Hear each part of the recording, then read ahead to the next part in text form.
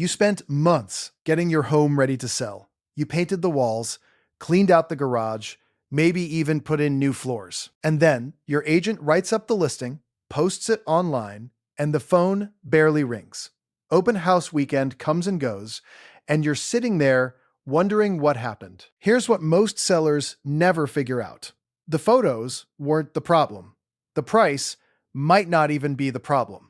It was the words. The exact words used to describe your home sent buyers running before they ever booked a showing. Hit subscribe before we begin, because if you're planning to sell a home in the next few years, this video might be the most useful thing you watch this month. I'm Jerry Davis, and I've spent years on both sides of this industry, building, renovating, flipping, and helping homeowners get their properties market ready before they list. I've seen great homes sit on the market for 90 days because the listing description made buyers nervous. And I've seen average homes fly off the market in a weekend because every word in that description built confidence instead of doubt. Language matters more than most sellers realize.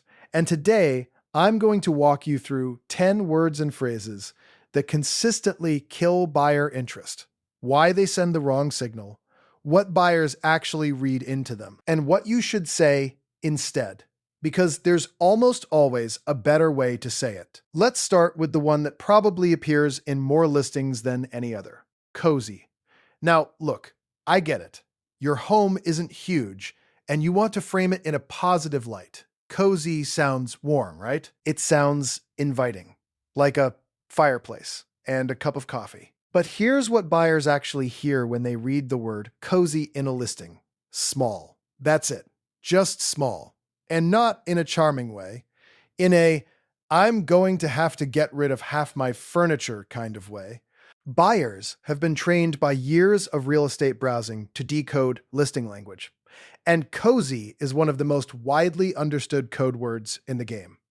When you write cozy, buyers read cramped. When your agent writes cozy living area, buyers picture themselves bumping into the coffee table every single time they walk through. Instead of cozy, describe the actual function of the space. Talk about what fits in the room. Living room accommodates a full sectional and entertainment setup, tells buyers something useful. Cozy living room just tells them to keep scrolling. The next one is as is. And this one is really important because it doesn't just scare buyers, it actually changes the kind of buyers who will show up. When a listing says the home is being sold as is, most regular buyers immediately assume something is seriously wrong. They picture foundation issues, mold, roof damage, electrical problems, maybe a sewage backup. Now, sometimes sellers list as is because they genuinely don't want to deal with repairs and they've priced accordingly. That's legitimate. But a lot of sellers use that phrase when there's nothing majorly wrong. They just don't want to negotiate small stuff. The problem is you've already pre-filtered out a huge portion of your potential buyer pool before they even call their agent. If you have real disclosure items, handle them directly and honestly in the disclosure documents. You don't need to lead with as is in the public listing. If the home has cosmetic issues or dated features, talk to your agent about how to address those specifically without broadcasting a red flag before buyers walk through the door. Needs TLC is in the same family as is, and it does the same damage. TLC stands for tender, loving care, which sounds sweet in theory, but in listing language it means the same thing to most buyers. This house has problems, and the seller doesn't want to fix them. Even if what you mean is that the home has some dated finishes, or the landscaping needs attention, buyers hear work, money, and uncertainty. There's a version of this that's actually fine to say. If the home needs cosmetic updates, say that. Ready for your personal touch is a little softer. Great bones with opportunity to update finishes is more specific and actually tells buyers something useful. The difference is that you're giving them a picture of what the work is, rather than making them imagine the worst possible scenario. Here's one that drives me nuts, and it shows up constantly in listings for renovated homes. Newly renovated. This phrase should be a selling point. And yet, so many buyers have been burned by this exact phrase that it's become a yellow flag. Why? Because newly renovated means absolutely nothing specific. Who renovated it? What did they renovate? Was it a professional contractor with permits pulled and inspections completed?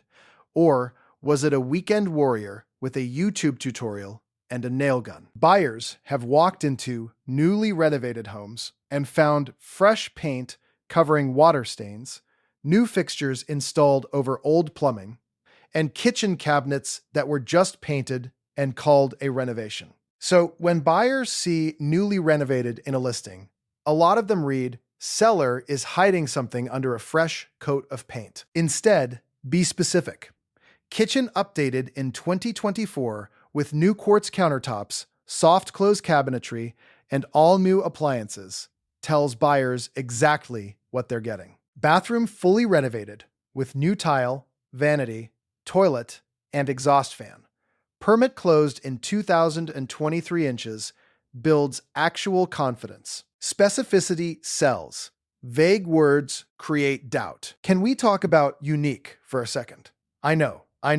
You love your home's quirks. The curved staircase, the octagonal breakfast nook, the sunroom addition with the slanted ceiling. And maybe some buyers will love those things too.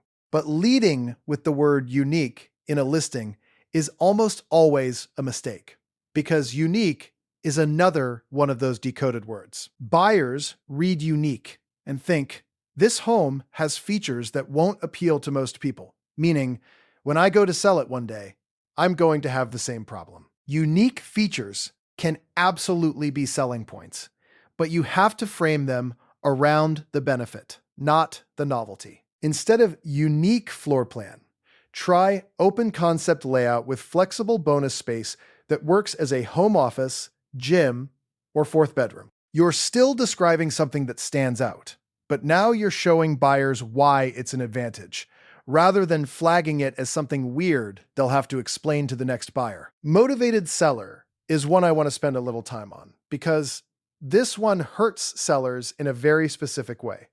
The intention behind motivated seller is usually to signal to buyers that there's room to negotiate. And there is sometimes. But the signal buyers actually receive is much more complicated. Motivated seller tells buyers that the seller is under some kind of pressure, and buyers, especially experienced buyers and investors, will use that pressure against you. They lowball harder. They ask for more concessions. They negotiate more aggressively on inspection items. You've essentially told them at the top of the listing that you need this to work, which shifts the entire negotiating dynamic before you've had a single conversation. If the price is right, you don't need to advertise that you're desperate. A well-priced home in a normal market will generate genuine interest on its own. If you need to move the home quickly for personal reasons, that's a conversation between you and your agent, not something that should be broadcasted to every buyer who clicks on the listing. Now let's talk about charming. And I want to be fair here, because charming is a word that sometimes works and sometimes doesn't. In a historic neighborhood with true character homes, charming can actually be accurate and appealing. But in most contexts, buyers decode charming the same way they decode cozy: small and dated, sometimes both at once. If the home genuinely has original hardwood floors, crown molding, built-in bookshelves, a clawfoot tub, or architectural details that buyers actually want, describe those things directly. Don't summarize them as charming and hope buyers fill in the blanks. The details are the selling point. Original oak, hardwood floors throughout the main level, preserved crown molding in the living and dining room, and a clawfoot soaking tub in the main bath is infinitely more compelling than charming home with original details. One creates a picture. The other creates a vague feeling that doesn't push anyone to book a showing. Potential is a word that buyers approach with caution, and honestly, I don't blame them. When a listing says, "This home has so much potential," buyers hear unfinished, needs work, or the seller sees value here that isn't obvious yet. In some markets, especially investment-heavy markets, potential can attract the right buyer. But for most residential listings, where you're trying to reach a family or first-time buyer who wants to move in and actually live there, potential is a word that pushes people away. Here's what potential usually means in the listings I've seen. The basement is unfinished, the backyard is overgrown, the layout is awkward, or there's a room that doesn't have a clear purpose. If that's the case, address it specifically. Talk about what the space could become with a straightforward explanation. Unfinished basement with full ceiling height and existing rough-in plumbing. Ideal for a future bathroom and additional living space is potential, but said in a way that actually helps buyers picture the opportunity rather than fear the unknown. Here's one that people fight me on sometimes. Beautiful. And look, I understand the impulse. You want buyers to feel something when they read about your home. Beautiful sounds positive and warm. But adjectives like beautiful, stunning, gorgeous, and gorgeous are doing nothing useful in your listing. They're just filler. Buyers have seen thousands of listings. They've been told every home is beautiful by someone trying to sell it. These words have lost all meaning. Every single seller thinks their home is beautiful. The word tells buyers absolutely nothing about what makes the home worth their time. Instead of beautiful kitchen, tell them what's actually in the kitchen. The countertops, the appliances, the cabinet style, the layout, the light. Instead of beautiful backyard, tell them the square footage of the yard. Whether there's a deck or patio, if there's a privacy fence, how mature the landscaping is. Replace every adjective that doesn't give information with a detail that does. That's the shift that turns a generic listing into one that actually makes buyers feel like they need to see this house. And the last one I want to cover is priced to sell. This one is a close relative of motivated seller, and it has the same problem. Every home is priced to sell. That's what a list price is. But when you put that phrase in a listing description, buyers read it as the seller already knows they're overpriced and they're trying to convince you otherwise. Or they read it as there's something about this home that makes it hard to sell, and we're trying to overcome that with price.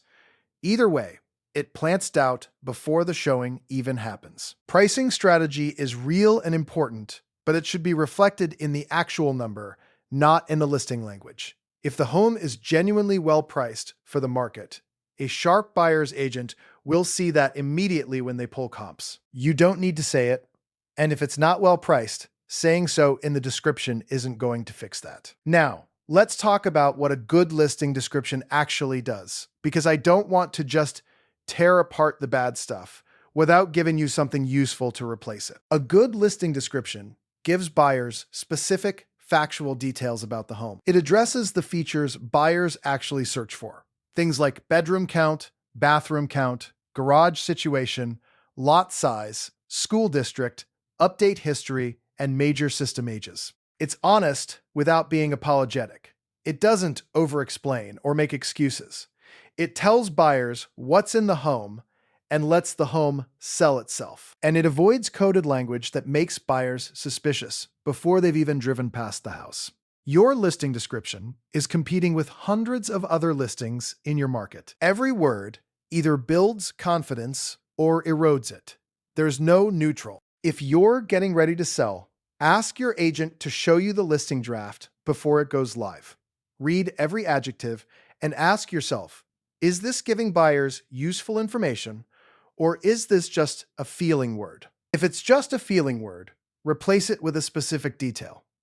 If you see cozy, ask how you can describe the actual dimensions or furniture capacity instead. If you see newly renovated, push for the year, the scope, and the permit history. If you see motivated seller or priced to sell, have a serious conversation about whether those phrases are helping or hurting you. Tell me in the comments which one of these you've seen in a listing you were looking at, or which one you were about to let your agent put in your own listing. Because I can almost guarantee at least 2 or 3 of these are sitting in draft listings right now, waiting to do exactly the damage I just described. The words you choose to describe your home are part of your marketing strategy, whether you realize it or not. Buyers are reading between the lines constantly, and the fastest way to get more showings is to give them less to decode and more to be excited about. A good listing description doesn't try to sell the feeling of the home. It gives buyers enough specific, honest information that they want to come see the feeling for themselves. Hit like, subscribe, and share this with someone who's getting ready to list their home, because this is exactly the kind of thing most agents won't walk you through before the listing goes live. I'll catch you in the next one.